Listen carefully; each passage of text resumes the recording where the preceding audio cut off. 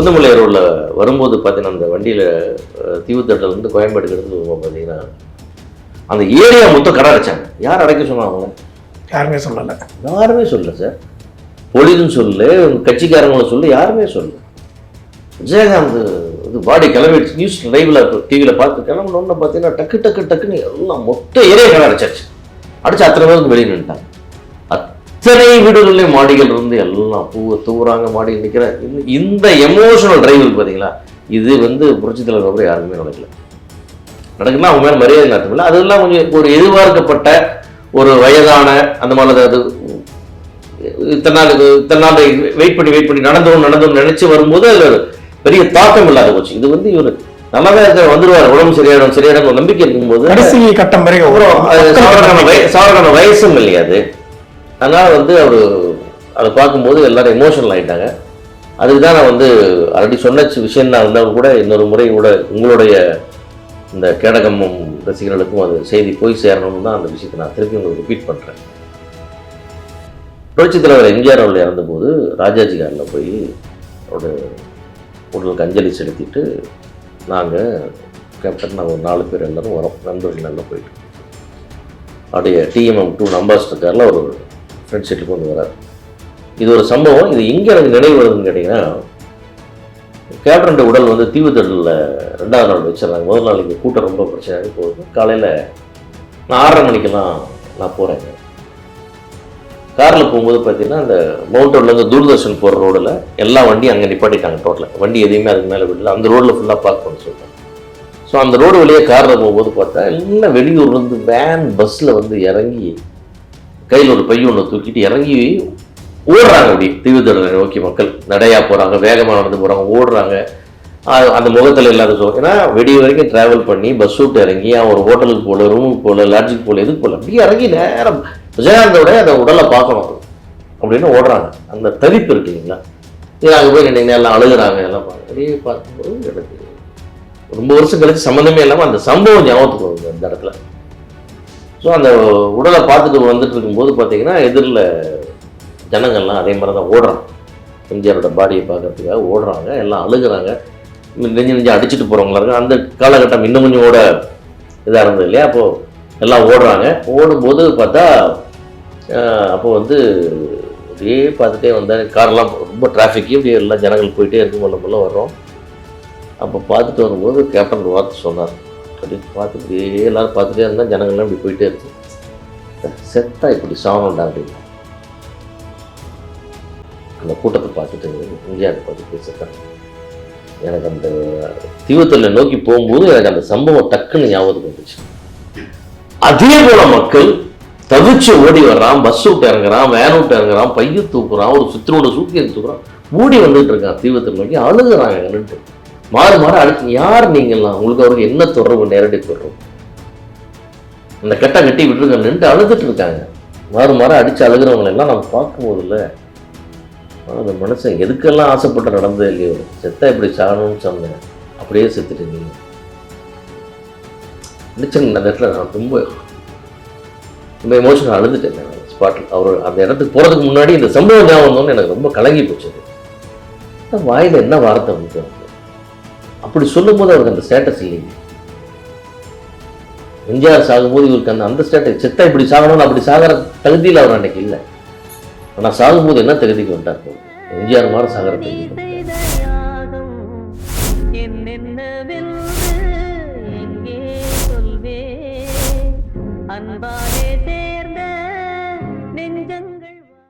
ராவுத்தர் அவர்களுக்கும் விஜயகாந்த் சார் அவர்களுக்கும் இருந்த அந்த நட்பு எப்படிப்பட்டது சார்?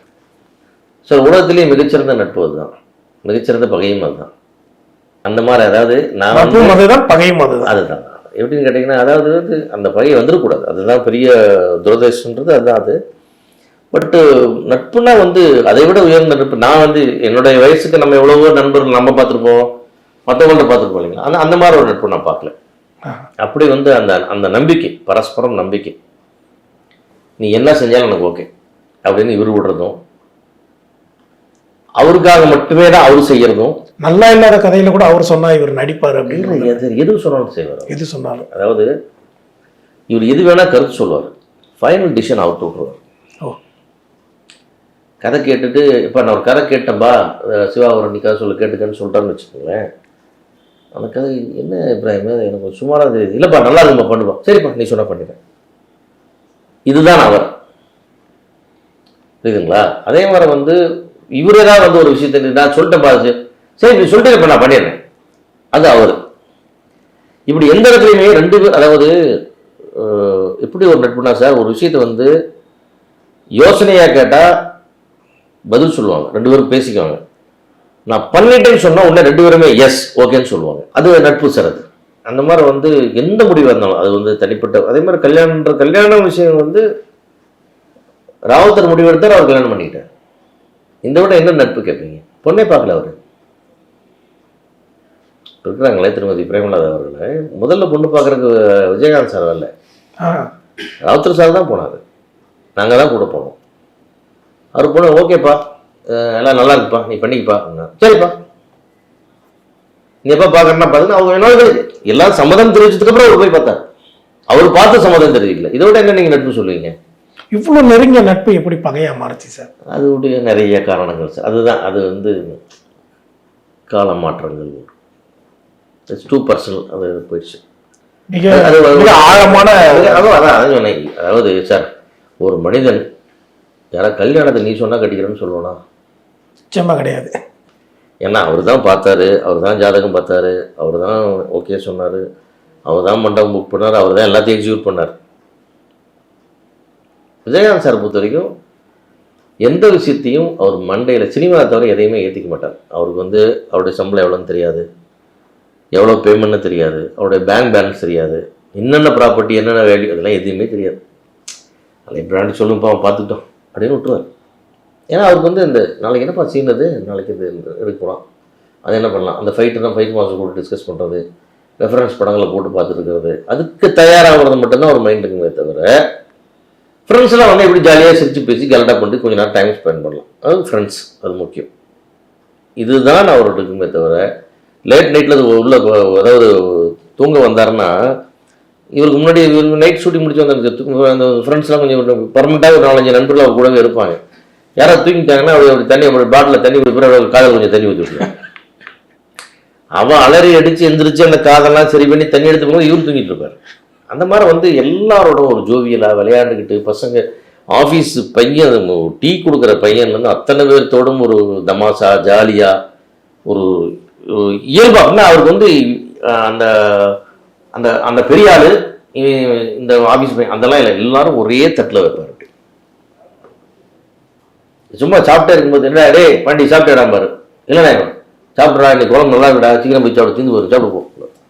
அந்த மாதிரி ஆஃபீஸ் பையனை கூட சாப்பிட்டான்னு கேட்குற அந்த சுபாவெல்லாம் வச்சுக்கிட்டே இருப்பார் அவர் கடைசி வரைக்கும். அதெல்லாம் எதையுமே அந்த குணம்லாம் அவர் மாற்றிக்கவே இல்லை. இன்று வரைக்கும் தேமுதிக அலுவலகத்தில் பலர் அவருடைய தொண்டர்களும் ரசிகர்களும் பொதுமக்கள், அதிகமாக பொதுமக்கள் இன்று வரைக்கும் வந்து அவருக்கு அவருடைய நினைவிடத்துக்கு வந்து அஞ்சலி செலுத்திட்டு போகக்கூடிய காட்சிகள் நம்ம தினந்தோறும் பார்த்து கொண்டே இருக்கோம். இத்தனைக்கும் கோயம்பேடு வேற இடத்துக்கு கிளம்பாக்கத்துக்கு இடம் மாற்றப்படுது. அப்படி இருக்கும்போது கூட இங்க இருந்தோ டிராவல் பண்ணி வந்து இவரை பார்த்துட்டு அஞ்சலி செலுத்திட்டு போறாங்க மக்கள். இதை எப்படி பாக்குறீங்க சார்? அதான் சொல்றேன் சார், அதான் சொன்னேன். அதாவது எல்லாத்துக்கும் அதை இந்த இரவா புகழ்ன்றது அதுதான். இன்னைக்கு வந்து எம்ஜிஆர் உயிரோடு இருக்கிறார் நம்பிட்டு இருக்கிற ஒரு கூட்டம் ஒன்று இருக்கு. இன்னும் கூட வயசானவங்கலாம் எம்ஜிஆர் அப்படின்னு அதையும் சொல்லிட்டு அந்த காலகட்டம் ஒன்று இருக்கு. அது ரொம்ப வருஷம் இருந்துச்சு அந்த மாதிரி இருக்குதுலாம். அந்த மாதிரி வந்து இவரை பொறுத்த வரைக்கும் வந்து நீ இன்னும் எத்தனை வருஷம் ஆனாலும் இன்னும் அடுத்தடுத்த ஜென்ரேஷன் தலைமுறையே மாறினாலும் கூட அந்த விஜயகாந்த் அப்படின்ற அந்த அந்த அந்த கரிஷ்மா அது போகவே போகாது. அதை நோக்கி அந்த கூட்டம் போயிட்டே இருக்கும். அதே மாதிரி வந்து நீங்கள் வந்து புரட்சி தலைவருக்கு அப்புறம் பெரிய பெரிய தலைவர்கள்லாம் இறந்தால் கூட கூட்டம் வந்தால் கூட எமோஷனலாக டிரைவ் பண்ண கூட்டம்ன்றது வந்து கேப்டனுக்கு வந்த கூட்டம் தான். நிச்சயமாக வர்றவங்கலாம் அழுதாங்க, வர்றவங்கலாம் ஃபீல் பண்ணாங்க. காவல்துறையே பார்க்கலாம் நம்ம அவருடைய ஒவ்வொரு சிக்னல்லையும் சல்யூட். ஆமாம், அதான் சொல்கிறேன். எப்படின்னா சார் அது வந்து அது அரசாங்க உத்தரவு இல்லை, மானசீகமாக கொடுக்குறது எல்லா வீடுகள்லையும். அதாவது நீங்கள் புந்தமல்லி ரோடில் வரும்போது பார்த்தீங்கன்னா அந்த வண்டியில் தீவுத்தட்டிலேருந்து கோயம்பேட்டுக்கு எடுத்துகிட்டு வரும்போது பார்த்தீங்கன்னா அந்த ஏரியா மொத்தம் கடை அடைச்சாங்க. யார் அடைக்க சொன்னாங்க? யாருமே சொல்லலை. யாருமே சொல்லலை சார். போலீஸும் சொல்லு, கட்சிக்காரங்களும் சொல்லு, யாருமே சொல்லு. விஜயகாந்த் இது பாடி கிளம்பிடுச்சு. நியூஸ் லைவில் டிவியில் பார்த்து கிளம்பணுன்னு பார்த்தீங்கன்னா டக்கு டக்கு டக்குன்னு எல்லாம் மொத்த ஏரியா கடை அடிச்சாச்சு. அடிச்சு அத்தனை பேருக்கு வெளியே நின்ட்டாங்க. அத்தனை வீடுகள்லேயும் மாடிகள் இருந்து எல்லாம் பூவை தூவுறாங்க, மாடியில் நிற்கிற இந்த எமோஷனல் டிரைவ் பார்த்தீங்களா, இது புரட்சித் தலைவர் அப்புறம் யாருக்குமே நடக்குன்னா அவங்க மேலே மரியாதை நடத்தவில்லை. அதெல்லாம் கொஞ்சம் ஒரு எதிர்பார்க்கப்பட்ட ஒரு வயதான அந்த மாதிரி அது இத்தனை நாள் வெயிட் பண்ணி நடந்தோம் நினைச்சு வரும்போது அதில் பெரிய தாக்கம் இல்லாத போச்சு. இது இவர் நல்லாதான் இருக்கிற வந்துடுவார், உடம்பு சரியாயிடும் நம்பிக்கை இருக்கும்போது கடைசி கட்டம் வரைக்கும் அப்புறம் சாவரக்கான வயசும் இல்லையாது. அதனால அவர் அதை பார்க்கும்போது எல்லாரும் எமோஷனல் ஆகிட்டாங்க.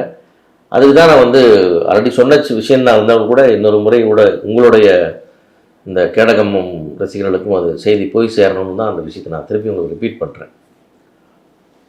புரட்சித் தலைவர் எம்ஜிஆர் அவர்கள் இறந்தபோது ராஜாஜி காரில் போய் அவரோட உடலுக்கு அஞ்சலி செலுத்திட்டு நாங்கள் கேப்டன் நாங்கள் ஒரு 4 பேர் எல்லோரும் வரோம், நண்பர்கள் எல்லாம் போயிட்டு அப்படியே TMM2 அம்பாசிடர் காரில் ஒரு ஃப்ரெண்ட் சீட்டுக்கு வரார்.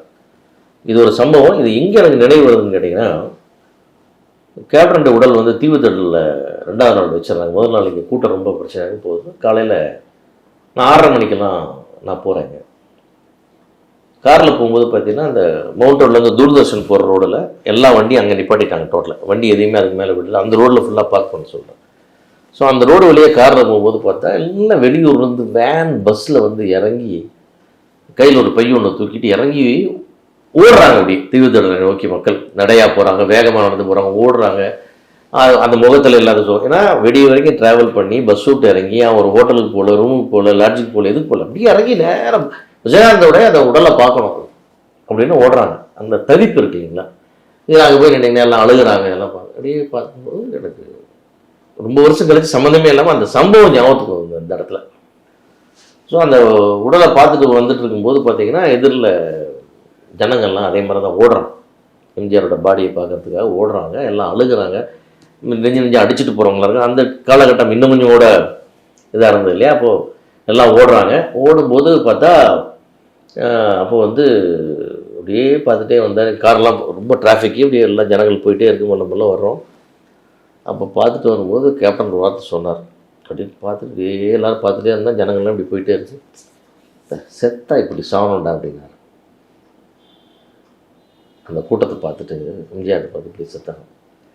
எனக்கு அந்த தீவுத்தடலை நோக்கி போகும்போது எனக்கு அந்த சம்பவம் டக்குன்னு ஞாபகத்துக்கு வந்துச்சு.